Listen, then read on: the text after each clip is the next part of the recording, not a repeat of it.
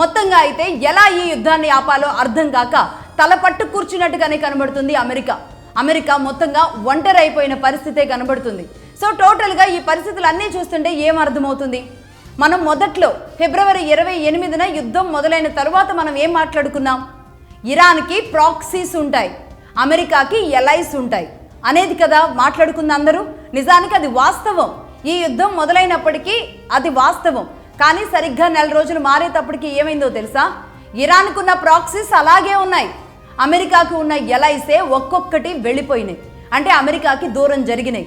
America proxies అంటే Iran కోసం నిలబడే సంస్థలు ఎవరైతే ఉంటే అది రష్యా కావచ్చు, ఇంకెవరైనా కావచ్చు ప్రాక్సీస్. అది ముసుగు చాటును ఉండొచ్చు, ఏదైనా కావచ్చు. ఆ ప్రాక్సీస్ అలాగే ఉన్నారు. కానీ ముందుండి చెప్పుకుంటున్నా నేను ఎలైస్తో ఉన్నాను, అనేక దేశాల ఎలైస్తో ఉన్నాను, నాటో ఎలైస్తో ఉన్నాను, మేము ఒక బలమైన దేశాలుగా ఫామ్ అయి ఉన్నాం, ఆ ఫామ్ అయిన దాంట్లో మేమే నెంబర్ 1, అది G20 కావచ్చు, లేదంటే ఇంకొకటి కావచ్చు, ఏదైనా సరే అమెరికానే నెంబర్ 1 అని ఇప్పటి వరకు చెప్పుకుంటున్నా అమెరికా నిజంగానే ఒంటరిగానే మిగిలిపోయేలాంటి పరిస్థితి కనబడుతుంది.